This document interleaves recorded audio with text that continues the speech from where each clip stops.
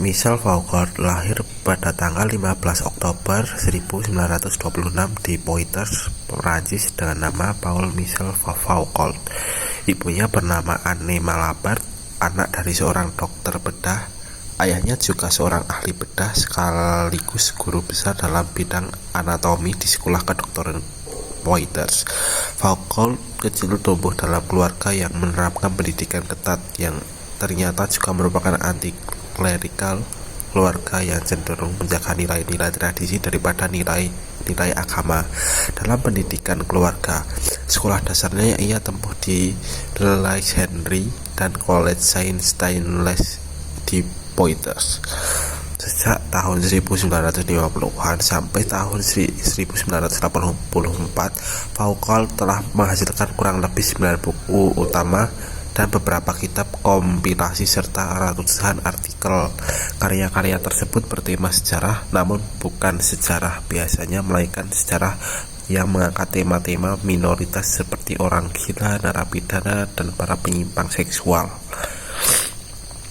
Dalam dunia filsafat, Foucault dikenal sebagai seorang intelektual postmodernisme yang sangat produktif dalam melakukan penelitian dan menerbitkan karya-karyanya. Secara kronologis, publikasi karya Foucault dimulai dari buku pertamanya yang berjudul Maladie mentale et personalite, dicetak pada tahun 1954. Buku ini kemudian direvisi ulang.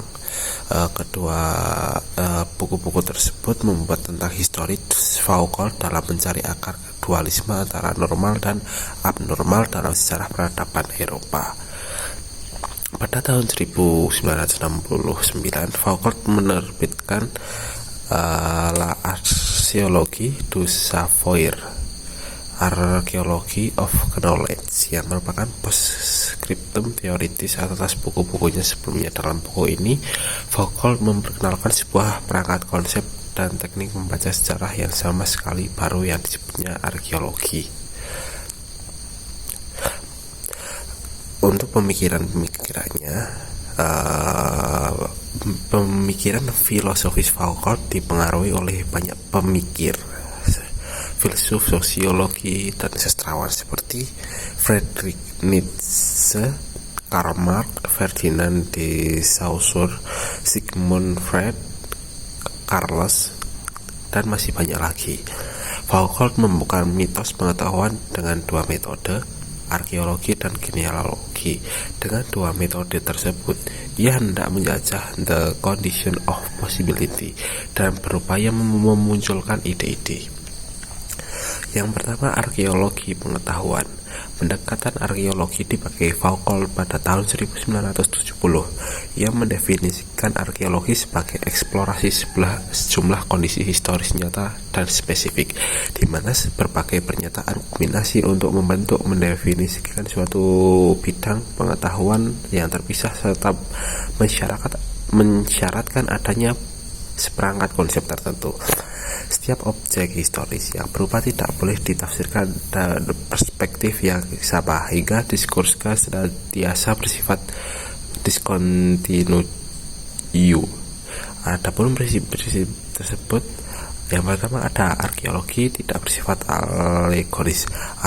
Arkeologi tidak berusaha menentukan pemikiran, representasi, citra, tema, kesuntukan berpikir yang terjadi atau muncul dalam diskursus.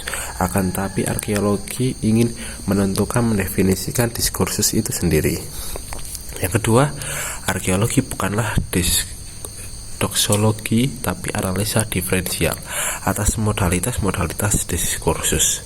Yang ketiga, arkeologi bukanlah satu menciptakan psikologis, sosiologis, maupun antropologi.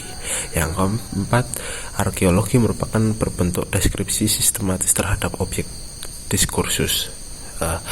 Untuk yang selanjutnya itu ada genealogi kekuasaan.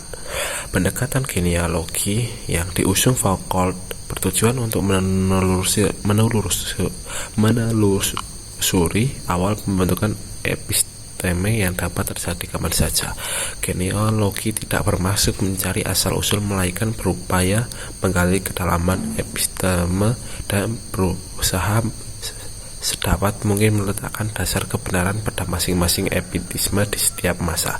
Genealogi juga dapat sebuah teori, tetapi merupakan suatu cara pandang atau perspektif untuk membongkar dan mempertanyakan epistisme, praktik sosial, dan diri manusia.